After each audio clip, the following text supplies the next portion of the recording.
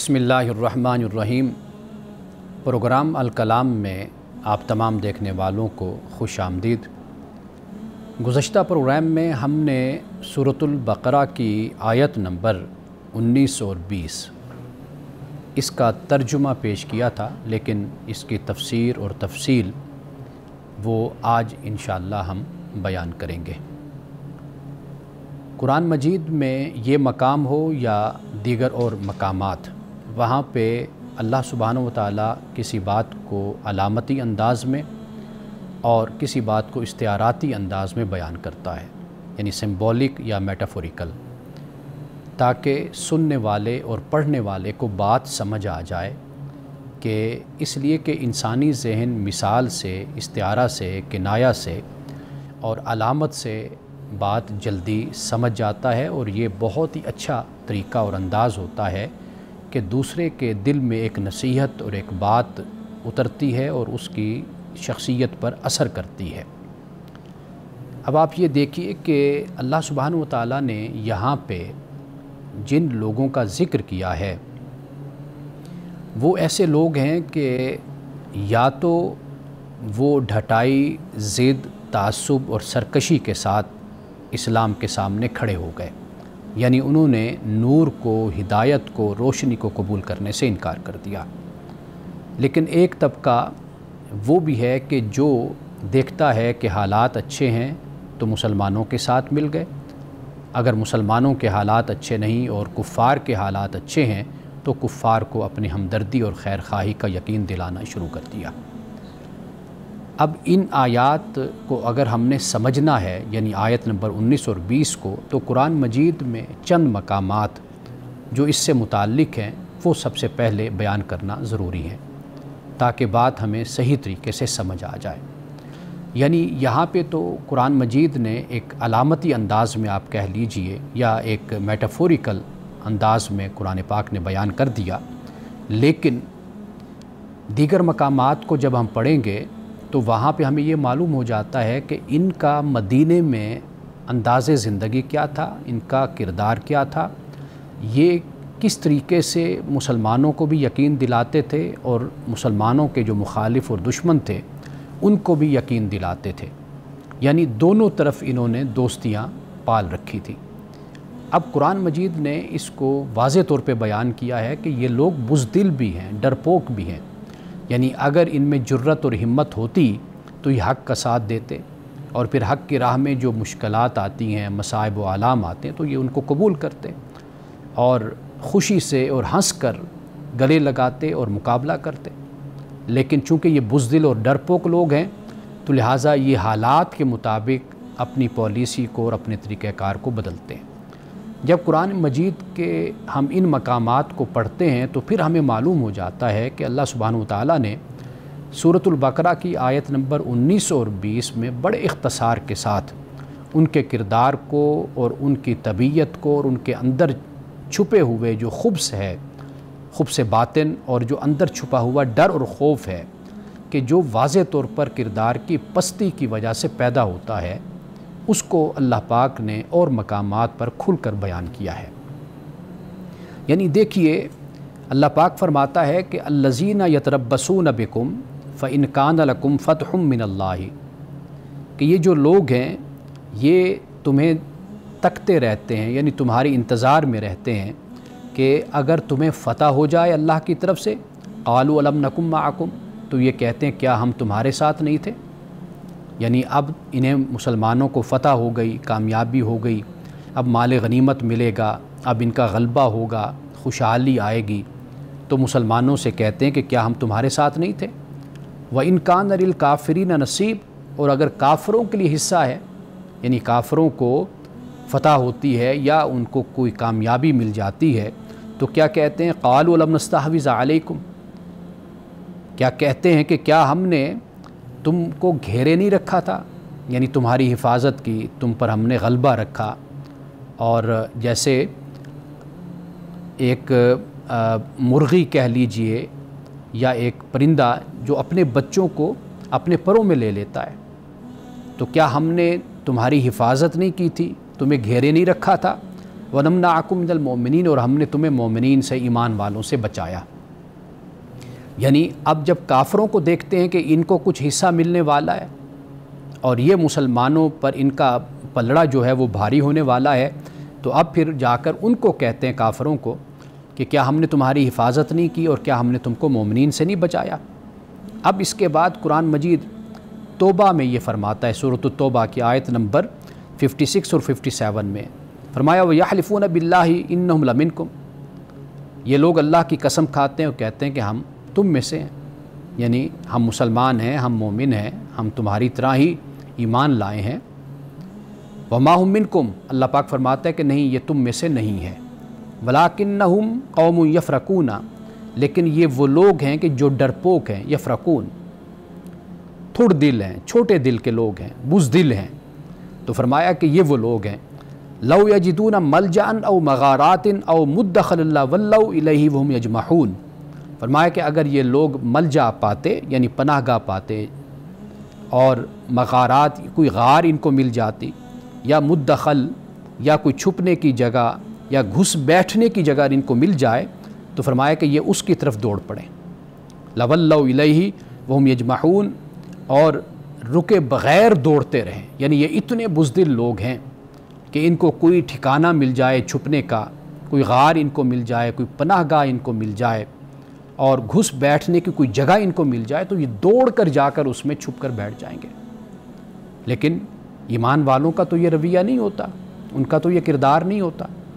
جبکہ یہ اللہ کی قسمیں کھا کر مسلمانوں اور مومنوں سے کہتے ہیں بھی ہم تم میں سے ہیں، تو اللہ پاک فرماتا ہے کہ نہیں، یہ تم میں سے نہیں ہے۔ اب ایک اور مقام دیکھتے ہیں، سورۃ النساء میں یہ فرمایا الم تر الی الذین قیل لهم کفوا ایدیکم، کیا تو نے نہیں دیکھا ان لوگوں کو کہ جنہیں کہا گیا ہے کہ اپنے ہاتھوں کو روکے رکھیں۔ یعنی یہ وہ طبقہ ہے کہ ابھی جہاد کا حکم یا اس کی اجازت ابھی اتری نہیں ہے، نازل نہیں ہوئی، لیکن یہ اپنے آپ کو دکھانا چاہتے ہیں کہ ہم بڑے مومن ہیں، ہم بڑے مسلمان ہیں، ہم تو اپنا سب کچھ قربان کرنے کے لیے تیار ہیں۔ لیکن جہاد کے حکم سے پہلے اللہ پاک نے فرمایا کہ واقیموا الصلاۃ وآتوا الزکاۃ، نماز قائم کرو، زکوٰۃ ادا کرو۔ یہ جہاد سے پہلے مسلمانوں کو سورۃ الانفال میں بھی اسی بات کو بیان کیا گیا۔ یعنی اسلام کا جو مقصد جہاد کا ہے وہ کوئی فساد نہیں ہے، کوئی شر نہیں ہے، تباہی اور بربادی نہیں ہے، بلکہ تباہی اور بربادی اور فساد کو ختم کرنے کا ذریعہ جہاد ہے۔ قرآن پاک نے اس کو بیان کیا۔ اس لیے مسلمانوں کو جہاد سے پہلے اپنی تربیت کی طرف توجہ دلوائی گئی کہ اپنی تربیت کرو، نماز کے ذریعے سے، زکوٰۃ کے ذریعے سے، مال خرچ کرنے کے ذریعے سے، اللہ کے کلام کو سننے کے ذریعے سے، تہجد کے ذریعے سے، قرآن کی تلاوت سے اپنے کردار کو بہترین بناؤ، تاکہ جب تم میدان جہاد میں اترو تو پھر تمہارے ہاتھوں سے کسی کے ساتھ زیادتی اور ظلم نہ ہو، تم پھر باغات کو نہ اجاڑو، پھر تم کھیتوں کو ویران نہ کرو، بوڑھوں کا قتل نہ کرو، بچوں کو قتل نہ کرو، عورتوں کا قتل نہ ہو، کوئی آبرو ریزی نہ ہو۔ یہ مسلمانوں کی باقاعدہ پہلے تربیت فرمائی، پھر اس کے بعد ان کو میدان جہاد میں اتارا۔ یہاں پر اسی بات کی طرف اشارہ ہو جاتا ہے۔ اب یہ دیکھ لیجئے کہ یہ وہ گروہ ہے منافقین کا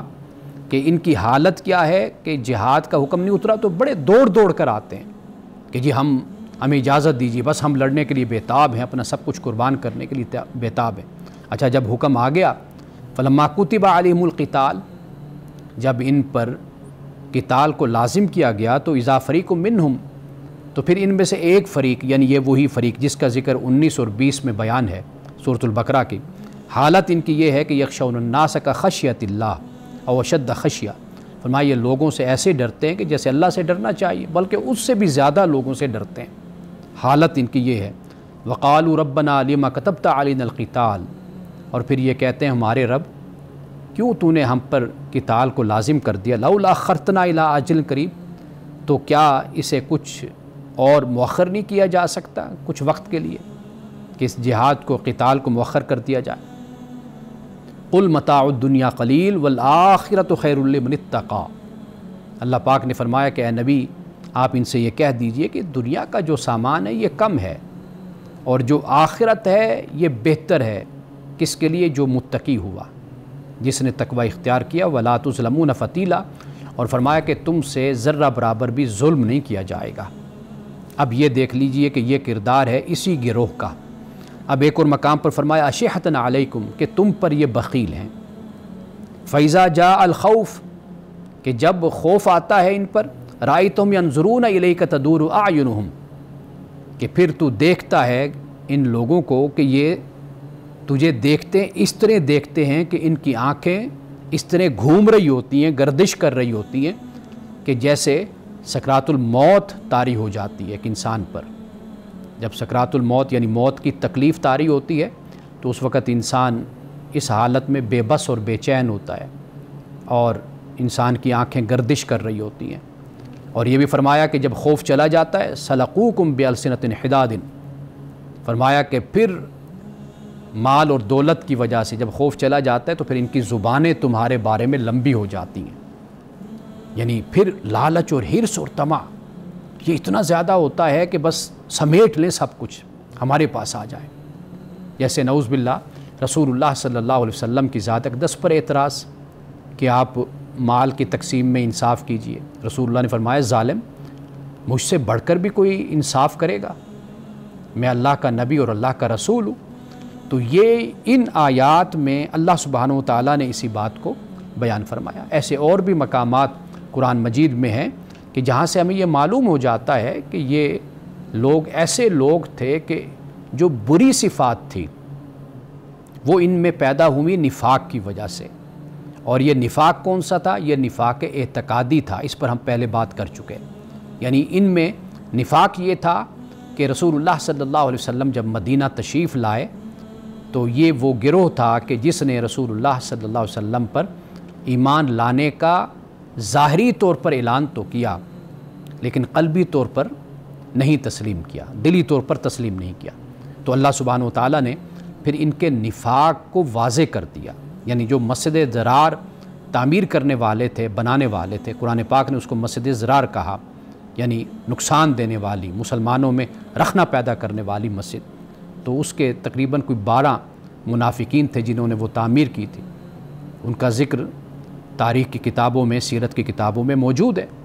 تو یہ وہ طبقہ تھا کہ جس کا ذکر اللہ سبحانہ و تعالیٰ نے آیت نمبر 19 اور 20 میں کیا ہے۔ ناظرین کرام، گفتگو کا سلسلہ جاری ہے، ایک وقفہ لیتے ہیں، وقفے کے بعد ملتے ہیں۔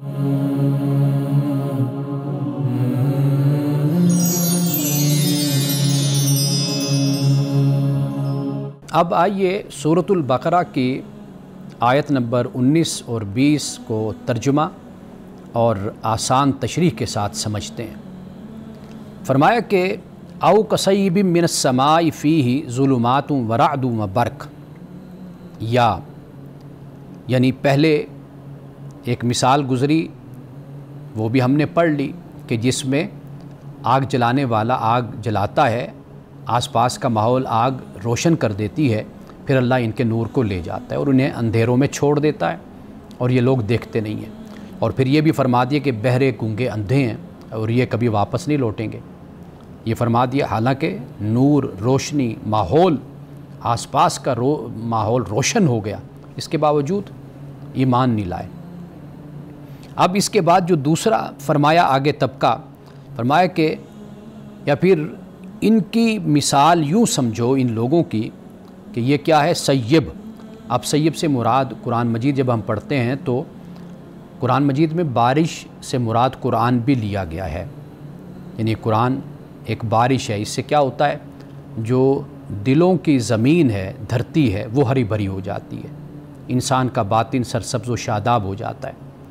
وہ دل جو ویران ہوتے ہیں وہ آباد ہو جاتے ہیں، اور وہ لوگ کہ جو پیاسے ہوتے ہیں حق کے، حقانیت کے اور اچھی باتوں کے،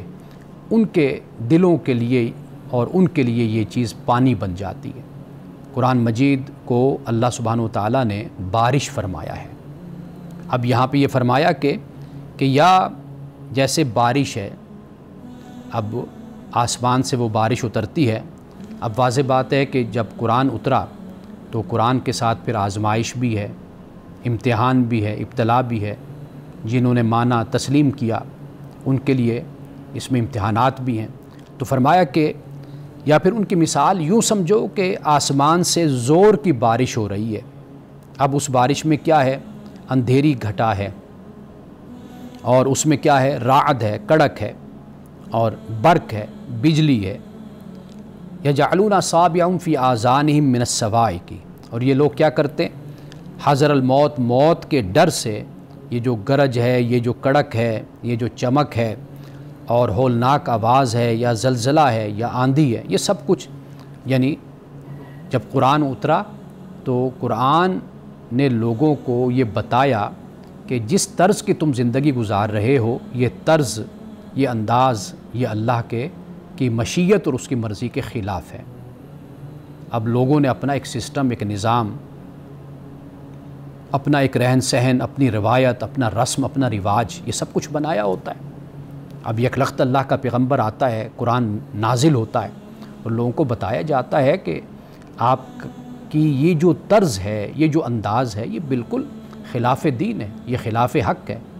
اللہ کی مشیت اور مرضی کے خلاف ہے. تو اب ان کے لیے پریشانی تو ہے. قرآن پاک اسی بات کو یہاں بیان کر رہا ہے. ایک طبقہ وہ ہوتا ہے، اور ایک نفوس قدسیہ اور سلیم الفطرت لوگ وہ ہوتے ہیں کہ جو حق کی آواز پر لبیک کہتے ہیں، تیار ہو جاتے ہیں، وہ اپنا تن من دھن سب کچھ قربان کر دیتے ہیں. ایک طبقہ وہ بھی ہوتا ہے کہ جس کی حالت یہ ہوتی ہے کہ وہ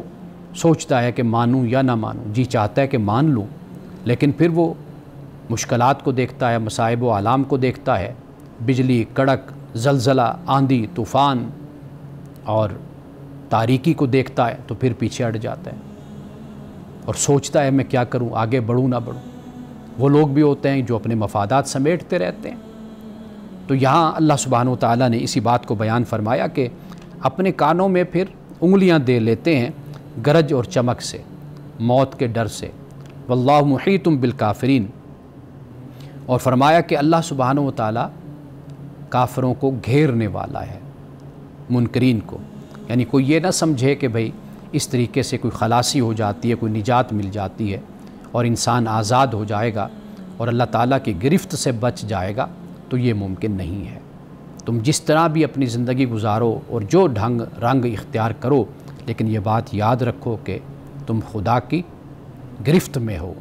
تم خدا کے حصار میں ہو، اس کے احاطے میں ہو، وہاں سے تم کبھی نہیں نکل سکتے. اب دیکھیے اس کے بعد یہ فرمایا کہ یکاد البرق یخطف ابصارہم، قریب ہے کہ بجلی کی چمک ان کی آنکھوں کو اچک کر لے جائے. اب اس کے بعد فرمایا کہ اچک کر لے جائے، لیکن اچک کر لے کر جاتی نہیں ہے. کیوں؟ اس لیے کہ اللہ سبحانہ و تعالیٰ کبھی وقت سے پہلے فیصلہ اپنا صادر نہیں فرماتا. اگر ایک شخص بزدل ہے، ڈرپوک ہے، سوچتا ہے کہ میں آگے بڑھوں نہ بڑھوں، قبول کروں یا نہ کروں، تو وہ اس کیفیت میں بے شک رہے، لیکن ایک مہلت، ایک مدت اس کو دی جاتی ہے. اللہ سبحانہ و تعالیٰ فوری فیصلہ اپنا صادر نہیں فرماتا. تو فرمایا کہ قریب ہے کہ بجلی کی چمک ان کی آنکھوں کو اچک کر لے جائے. کلما اضاء لهم مشوا فیہ، اور جب ذرا کچھ روشنی انہیں محسوس ہوتی ہے تو پھر کیا کرتے ہیں؟ اس میں چلنا شروع کر دیتے ہیں. یعنی وہی معاملات زندگی، جیسے ہم نے پہلے پڑھا ایک شخص کے بارے میں قرآن پاک نے کہا کہ یہ مردہ تھا، تو اللہ پاک نے پھر اپنے نور سے اس کو زندہ کر دیا. پھر یہ چلتا ہے اسی نور کے ساتھ لوگوں میں، یعنی پھر تھوڑی بہت روشنی، امید اور یہ چیز ملتی ہے تو پھر چلنا شروع کر دیتے ہیں. وَإِذَا أَظْلَمَ عَلَيْهِمْ قَامُوا، اور جب ان پر تاریکی چھا جاتی ہے، یعنی تاریکی چھانے سے مراد کوئی مشکل آ گئی، ابتلا آ گیا، مسلمانوں کو دیکھا کہ مسلمان مشکل میں ہیں، مصیبتوں میں ہیں، اللہ کی طرف سے آزمائش میں ہیں، تو پھر کیا کر لیا؟ پھر ٹھہر گئے. اب آگے اللہ پاک نے فرمایا وَلَوْ شَاءَ اللَّهُ لَذَهَبَ بِسَمْعِهِمْ وَأَبْصَارِهِمْ، اگر اللہ چاہتا تو اللہ لے جاتا ان کی سماعت کو اور ان کی بصارت کو. اب یہ وہ بات ہے جو میں پہلے بیان کر چکا، اگر اللہ چاہتا تو، لیکن اللہ انسان کو مہلت دیتا ہے. اس طرح نہیں ہے کہ بھئی اللہ جو مہر لگا دیتا ہے دل پر، یہ اس وقت مہر لگتی ہے کہ جب انسان کی سرکشی اور انسان کی ضد اور اس کی ہٹ دھرمی اپنی انتہا کو پہنچ جاتی ہے، یعنی اس کے پاس اب واپسی کا کوئی راستہ نہیں ہوتا، تو ایسے شخص کے دل پر مہر لگتی ہے. ایسے شخص کی آنکھوں پر پردہ آ جاتا ہے، کانوں پر مہر لگ جاتی ہے۔ لیکن جہاں کچھ بھی رمق باقی ہو، یعنی اس بات کی امید کی جائے کہ یہ شخص ایمان کی طرف آ جائے گا، تو خدا اس کے دل پر مہر نہیں لگاتا۔ اگر اللہ چاہتا تو لے جاتا ان کی سماعت اور بصارت کو، لیکن ان اللہ علی کل شیء قدیر، فرمایا کہ بے شک اللہ ہر شے پر قادر ہے۔ لیکن اللہ ہر شے پر قادر ہے، اس کی قدرت ہے، لیکن خدا کا قانون ہے جو اس کائنات میں نافذ ہے، چل رہا ہے،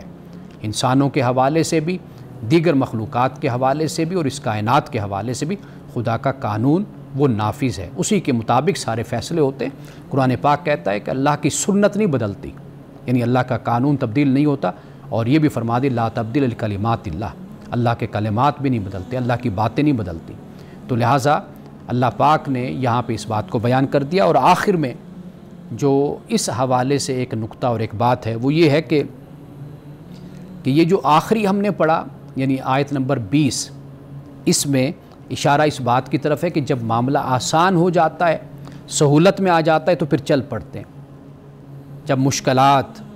پیدا ہو جاتی ہیں یا کوئی احکام ایسے دے دیے جاتے ہیں اللہ کی طرف سے، تو پھر کیا صورت ہوتی ہے؟ وہ احکام کے جو ان کی خواہشات نفس کے خلاف ہیں، ان کی مفادات دنیا کے خلاف ہے، دنیوی منفعت کے خلاف ہے، تو پھر اور یا پھر تعصبات کے خلاف ہے، تو پھر یہ ٹھٹک کر رہ جاتے ہیں، وہیں پر کھڑے ہو جاتے ہیں۔ اب یہ دیکھ لیجئے کہ یہ وہ طبقہ ہے کہ جو آخرت پہ دنیا کو ترجیح دیتا ہے، آخرت پہ دنیا کو ترجیح دیتا ہے۔ تو یہ وہ طبقہ ہے کہ قرآن پاک نے اس کا بیان کر دیا کہ یعنی جب مشکلات ہوں جو صحابہ کی زندگی میں آتی رہی، یا پھر مشکلات کے علاوہ خدا کے احکام، چونکہ دل سے قبول نہیں کیا نا، تو اس لیے احکام کی طرف رجحان نہیں ہے، ان میں سختی ہے، ان میں نرمی ہے، کچھ بھی ہے اس کو قبول نہیں کرنا، کیونکہ تن آسانی ہے، اپنے مفادات ہیں، نفس پرستی ہے، یا پھر یہ صورتحال ہے کہ تعصبات ہیں، وہ جو تعصبات اپنے ماضی کے، خاندان کے، قبیلے کے ہیں، وہ ساتھ ساتھ چل رہے ہیں، تو یہ سچائی کو قبول کرنے میں رکاوٹ بنتے ہیں، تو کھڑے ہو جاتے ہیں۔ کہیں کوئی سہولت آسانی نظر آتی ہے تو پھر چلنا شروع ہو جاتے ہیں۔ تو ناظرین کرام، یہاں پہ ان تین گروہوں کا ذکر مکمل ہو جاتا ہے، مومنین کا یعنی متقین کا ایک گروہ، اور پھر دوسرا گروہ کفار کا، تیسرا گروہ یہ منافقین کا۔ تو انشاءاللہ باقی کل ہم اس پر تفصیل سے بات کریں گے، یعنی قرآن مجید کی روشنی میں۔ ابھی ہم ایک وقفہ لیتے ہیں، تو وقفے کے بعد آپ کے سوالات پہ ہم بات کریں گے۔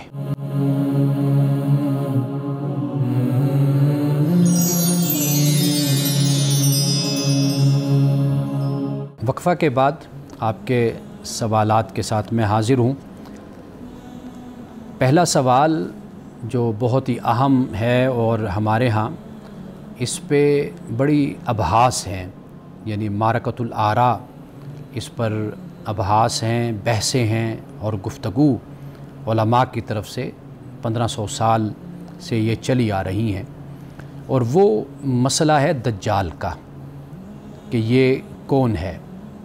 میں چاہتا ہوں کہ ذرا اس مسئلے پہ میں تفصیل کے ساتھ بات کروں جتنا وقت ہمارے پاس ہے، اگرچہ اس پر جو روایات ہیں ان کی روشنی میں اگر میں بات کروں تو یہ گھنٹوں کی گفتگو بن جاتی ہے، لیکن میں کوشش کرتا ہوں کہ جتنا وقت ہمارے پاس ہے اس میں اختصار کے ساتھ اس کو بیان کروں۔ جیسا کہ میں نے آپ کو بتایا کہ یہ 1500 سال سے 1400-1500 سال سے یہ بحث جاری ہے دجال کے حوالے سے کہ یہ کون ہے، اور احادیث میں، روایات میں جو اس کا ذکر ملتا ہے تو اس کی روشنی میں اور قرآن مجید کے حوالے سے ہمارے ہاں امت میں 3 گروہ یا 3 آراء آپ کہہ لیجئے وہ پائی جاتی ہیں۔ ایک رائے ہے معتزلہ کی، یعنی یہ بھی امت کے ہی علماء ہیں۔ ان کی رائے یہ ہے کہ دجال کا جو نظریہ اور تصور ہے یہ بالکل قرآن کے خلاف ہے، چونکہ قرآن ہمارے لیے میزان ہے، تو لہٰذا دجال کا جو نظریہ ہے، جو بیان کیا گیا ہے روایات میں، وہ بالکل قرآن کے خلاف ہے۔ تو وہ معتزلہ ٹوٹلی دجال کو رد کر دیتے ہیں، اس کے نظریہ دجال کو یا تصور دجال کو۔ دوسرا جو نقطہ نظر ہے وہ یہ ہے کہ دجال یعنی قرآن مجید میں ایسی مثالیں یا روایات میں خاص طور پر جو بیان ہوتی ہیں، اگر ہم ان کو مد نظر رکھیں تو دجال کا جو تصور ہے وہ قرآن کے خلاف نہیں ہے، لیکن جو روایات اس کے حوالے سے بیان کی جاتی ہیں جسے ہم خارق عادت کہتے ہیں، خوارق عادات، یعنی ایک معمول سے ہٹ کر جو اس کو صلاحیت اور طاقت کا ذکر ہمیں روایات میں ملتا ہے، اس پر ایک طبقے نے اختلاف کیا ہے کہ ایسی کوئی چیز بھی دجال کے پاس نہیں ہے، یہ اضافہ ہے روایات میں اور احادیث میں۔ اس کی دلیل وہ یہ دیتے ہیں کہ جیسے قرآن مجید میں جو آیات بینات ہیں یا معجزات ہیں، میریکلز ہیں، وہ اللہ تعالیٰ نے انبیاء اور رسول کو عطا کی ہیں۔ ان کے مقابل جتنے لوگ تھے، جیسے فرعون ہے یا نمرود ہے یا دیگر جو فساق و فجار تھے، پیغمبروں کا انکار کرنے والے تھے، کافر تھے، سرکش تھے، جنہوں نے مقابلہ کیا، اس وقت کے لوگوں نے رسول اللہ کا رسول کا انکار کیا، تو ان کو اس طرح کی کوئی صلاحیت نہیں دی گئی تھی۔ یعنی یہ صلاحیت یا یہ معجزہ، یہ آیات بینات اللہ تعالیٰ نے صرف اپنے پیغمبروں کو عطا کی تھی۔ تو لہٰذا دجال کا بنیادی طور پر تصور موجود ہے، لیکن جو خوارق عادات بیان کی جاتی ہیں اس کا دجال سے کوئی تعلق نہیں ہے۔ یہ خوارق عادات یہ احادیث میں یا روایات میں اس کا اضافہ ہوا ہے۔ تیسرا نقطہ نظر یہ ہے کہ دجال بھی ایک حقیقت ہے، اور پھر اس کے ساتھ جو خوارق عادات ہیں ان کی بھی ایک حقیقت ہے۔ اس کا استنباط وہ قرآن سے یہ لیتے ہیں کہ جس طرح جادوگر تھے حضرت موسیٰ علیہ السلام کے زمانے میں اور انہوں نے جادو دکھایا تھا، اب وہ سارے کے سارے کافر تھے، یعنی ابھی انہوں نے اسلام قبول نہیں کیا تھا، مسلمان نہیں تھے، وہ پیغمبر بھی نہیں تھے، لیکن انہوں نے ایک خارق عادت کہہ لیجئے، انہوں نے وہ جادو اور دھوکہ جو بھی ہے وہ انہوں نے دکھایا تھا۔ تو لہٰذا یہ طاقت بھی غیر نبی کو یا مقابلہ کرنے والے کو سرکش کے پاس ہو سکتی ہے۔ تو لہٰذا وہ یہ کہتے ہیں کہ جو دجال کے پاس ہیں، یعنی مثال کے طور پر جو یہ تیسرا نظریہ ہے، میں اس سے کسی حد تک اتفاق کرتا ہوں، لیکن میں یہ سمجھتا ہوں کہ یہ سمبولک لینگویج میں رسول اللہ صلی اللہ علیہ وسلم نے ان باتوں کو بیان فرمایا، یعنی دجال کے حوالے سے۔ وہ کیا ہے؟ یعنی دجال کے پاس کیا اختیارات ہوں گے؟ مثال کے طور پر بارش برسانا۔ آج یہ کون سی ایسی بات ہے کہ ہم یہ کہیں کہ بھئی کوئی بارش نہیں برسا سکتا؟ دوسری بات جو ہے جنت جہنم بھی ہے، یعنی لوگوں نے اسی زمین پر ہی جنت بھی بنائی ہے اور اسی زمین پر جہنم بھی انہوں نے، یعنی جو ان کو ماننے والا ہے، ان سے اتفاق کرنے والا ہے، ان کے نظام سے، ان کے نظریے سے، انہوں نے اس کے ساتھ اچھا سلوک کیا، زمین پر ہی اس کو جنت بنا کر دے دی، اور جنہوں نے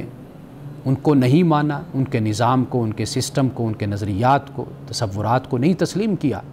تو انہوں نے اسی زمین کو ان کے لیے جہنم بھی بنا دیا۔ اسی طرح مردہ زندہ کرنا، یہ بھی ہم دیکھتے ہیں، اور اس کے علاوہ پوری دنیا کا چکر جو دجال لگائے گا، اب یہ چکر لگانا دنیا، یہ کون سا کوئی اتنا بڑا کام رہ گیا ہے کہ ہم یہ سمجھیں کہ یہ خارق عادت ہے۔ اچھا، اسی طرح تیز رفتار سفر، اب آج ہم جہاز میں بیٹھتے ہیں، کسی دنیا کے کسی بھی ملک میں پہنچ جاتے ہیں، اب اس سے بھی زیادہ تیز سفر آنے والا ہے کہ جب آپ یہاں سے اگر امریکہ بھی جانا چاہیں گے، 1 گھنٹے کے اندر اندر آپ امریکہ پہنچ جائیں گے۔ کتنی تیز ٹرینیں اس وقت چل رہی ہیں، تو لہٰذا یہ بھی ہمارے سامنے صورت پیدا ہو جاتی ہے۔ آواز کا پہنچانا، اب میں بیٹھا یہاں پر آپ سے بات کر رہا ہوں، میری آواز پاکستان سے باہر ساری دنیا میں جا رہی ہے، لوگ مجھے سن رہے ہیں۔ تو لہٰذا اب یہ باتیں ایسی ہیں کہ ہم جب اپنے زمانے پر یا آنے والے زمانے پر غور کریں، توجہ کریں، تو یہ کوئی ایسی انہونی باتیں نہیں ہیں، کوئی عجیب باتیں نہیں ہیں، یا ایسی کوئی محالات میں سے یہ نہیں ہے کہ یہ وقوع پذیر نہیں ہو سکتی۔ تو لہٰذا میرا ذاتی جو نقطہ نظر ہے، خیال ہے، وہ یہی ہے، لیکن رسول اللہ صلی اللہ علیہ وسلم نے ان میں جو کچھ بھی بیان فرمایا ہے، یہ در حقیقت آنے والے زمانے، ان کی خبر رسول اللہ صلی اللہ علیہ وسلم نے یہ دی ہے۔ اور آپ یہ بھی دیکھتے ہیں، جانتے ہیں کہ دجال، یہ احادیث میں ہم پڑھتے ہیں صحابہ کرام رضوان اللہ تعالی علیہم اجمعین نے، کہ جیسے ایک شخص تھا، اس کے بارے میں یہ مسلم میں بیان ہے کہ حضرت جابر رضی اللہ تعالیٰ عنہ نے اسے بیان کیا، رسول اللہ نے اس کے بارے میں یہ نہیں کہا کہ وہ دجال نہیں ہے، یعنی وہ کیا کرتا تھا، لوگوں کو کہانت سکھاتا تھا اور کاہن لوگوں کو بناتا تھا، یعنی مستقبل کے بارے میں خبریں جاننا اور اس طرح کے اٹکل پچو اور اندازے، اور یہ ایک علم اس نے اس کو رواج دیا اور لوگوں کو اس کی تعلیم دی۔ اس کو صحابہ نے اس کو دجال کا، یعنی دجال کا مطلب ہے بہت زیادہ جھوٹ بولنے والا۔ تو لہٰذا یہ 1500 سال سے جب ہم حدیثوں میں دیکھتے ہیں، جو جس حالت میں ایک فرد ہے یا ایک قوم ہے یا ایک زمانہ ہے، اس کو رسول اللہ صلی اللہ علیہ وسلم نے اس کو دجال فرمایا۔ اسی موضوع پہ ہم مزید بھی گفتگو کرتے ہیں، لیکن ایک وقفے کے بعد۔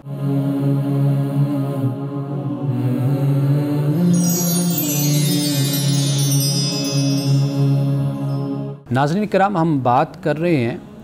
دجال کے حوالے سے کہ یہ تصور دجال کیا ہے۔ میں نے وقفے پہ جانے سے پہلے آپ کو علماء کرام کے 3 نقطہ نظر آراء میں نے آپ کے سامنے رکھی ہے، اور میں نے یہ بھی عرض کیا ہے کہ یہ جو تیسری رائے ہے، میں اس حوالے سے متفق ہوں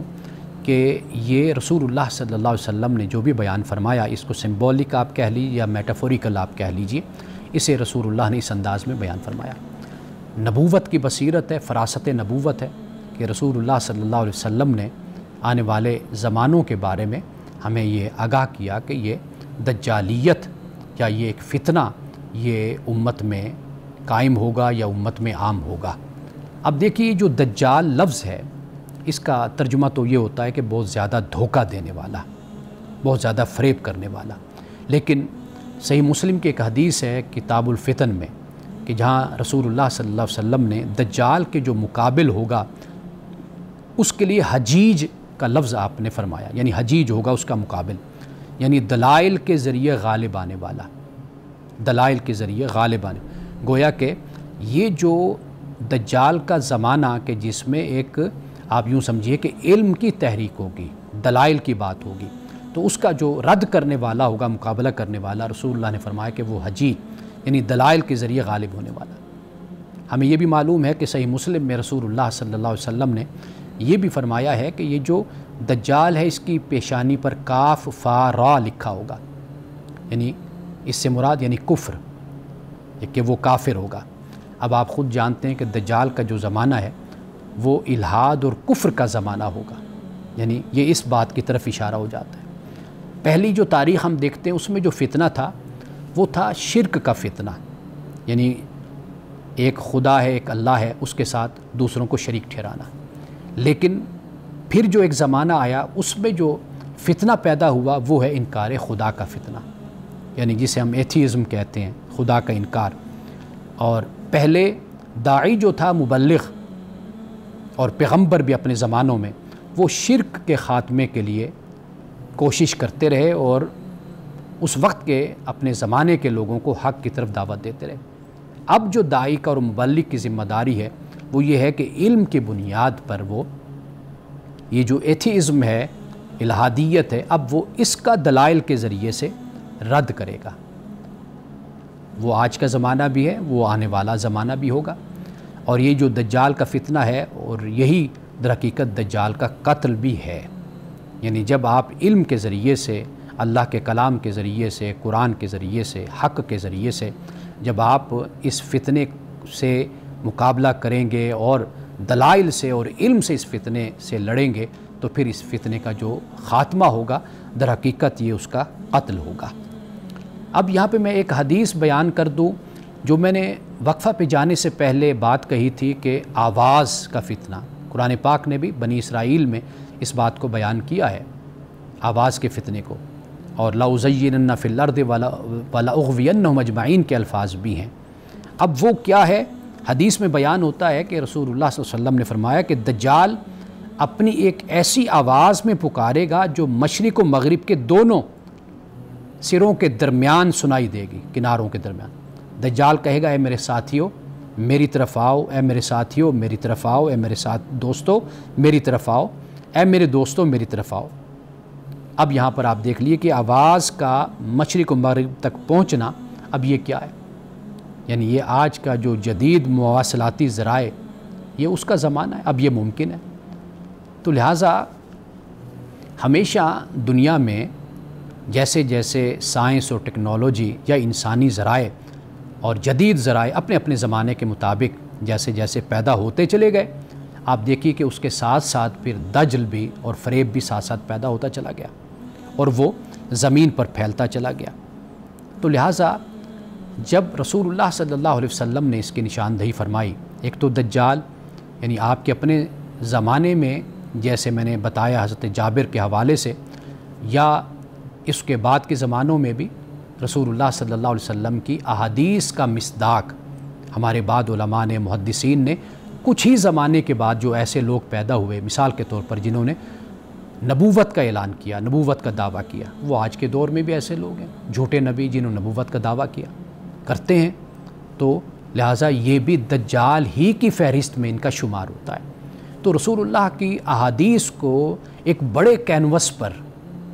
دیکھنے کی ضرورت ہے کہ جس سے ہمیں اندازہ ہو، ہمیں معلوم ہو کہ رسول اللہ صلی اللہ علیہ وسلم نے جب یہ فرمایا تھا تو آپ نے قیامت تک جتنے زمانے آنے والے ہیں ان میں پھر جدید زمانے بھی ہیں، سائنس کے، پھر ٹیکنالوجی کے زمانے بھی ہیں، یہ سارے زمانے اس کے اندر موجود ہیں۔ ابھی تو ہم جو دیکھ رہے ہیں ابھی تو اس سے بھی آگے بہت کچھ ہونا ہے، یعنی AI کا زمانہ ہے، ہم یہ آج دیکھ رہے ہیں، روبوٹ کا وقت اور زمانہ آ چکا ہے، وہ ہم دیکھ رہے ہیں۔ اب اس کے بعد اگر کوئی ایسی بات جو رسول اللہ نے فرمائی جو ہمیں آج سمجھ نہیں آ رہی تو ممکن ہے کہ اس کا مصداق ہمیں آنے والے زمانوں میں ہماری اولادوں اور ہماری نسلیں جا کر اس کو دیکھیں۔ تو لہٰذا رسول اللہ صلی اللہ علیہ وسلم سے منسوب جو روایات یا جو احادیث بیان کی جاتی ہیں تو ان کو ہم رد نہیں کر سکتے، لیکن ہم سمبولک یا میٹافوریکل لینگویج میں اگر ہم ان کو سمجھنا چاہیں تو وہ بہت ہی اچھے طریقے سے ہمیں اپنے زمانے کے لحاظ سے اور آنے والے زمانوں کے لحاظ سے ہم سمجھ سکتے ہیں، اور یہ اتنا مشکل نہیں ہے۔ ناظرین کرام، یہ ایک آپ کا سوال تھا اور میں نے چاہا کہ میں ذرا تفصیل کے ساتھ اس کو بیان کر دوں۔ ہاں، آخری بات یہ بھی احادیث میں آتا ہے کہ اس کی ایک آنکھ ہوگی، اس کی ایک آنکھ ہوگی۔ یہ بھی آپ فوٹو بھی دیکھتے ہیں ہمارے ہاں، ویڈیوز کوئی جب اپنی شیئر کرتا ہے یا ڈاؤن لوڈ اپنا لگاتا ہے یوٹیوب پر یا کسی جگہ پر، تو وہ ہم نے دیکھا ہے کہ وہ ایک آنکھ والی تصویر لگائی ہوتی ہے۔ اب یہ بھی ایک سمبولک لینگویج ہے، اس کو اس طریقے سے ہم سمجھ سکتے ہیں کہ اس سے مراد کیا ہے؟ اس سے مراد یہ ہے کہ مادی ترقی یک طرفہ۔ آپ دیکھ لیجئے، یہ بھی دجالیت ہے، یہ بھی فتنہ ہے کہ ہمارے ہاں یہ نظریہ، یہ عقیدہ، یہ سوچ موجود ہے، بس دنیا ہی دنیا ہے، آخرت کچھ نہیں، یک طرفہ سوچ ہو جاتی ہے۔ اسی طرح آپ دیکھیے کہ روحانیت کا، باطن کا انکار کر دیا جاتا ہے، صرف جسم کی بات کی جاتی ہے، مادیت کی بات کی جاتی ہے۔ تو یہ جو ایک آنکھ کی بات ہے، یہ اصل میں وہ جو ایک یک طرفہ سوچ ہے، یک طرفہ عقیدہ اور نظریہ ہے جو بالکل اسلام کے مقابل ہے۔ اللہ تعالیٰ نے حضرت آدم سے لے کر رسول اللہ صلی اللہ علیہ وسلم تک جو دین بھیجا، یہ بالکل اس کے مقابل، یعنی آپ اس کو یوں سمجھ لیجئے کہ دجالی فتنہ یہ کہ انسان کا جو فوکس ہے وہ یہ کائنات بن جائے بس، یعنی خدا سے انسان کی توجہ کو ہٹا کر اس کائنات پر، اس زمین پر، دولت پر، مال پر اور بس اسی محسوسات کی دنیا پر ہی بس انسان کو لگا دیا جائے، اور جو اصل دنیا ہے، جو اس دنیا کے بعد ہے، اس سے انسان کی توجہ کو ہٹا دیا جائے۔ در حقیقت یہی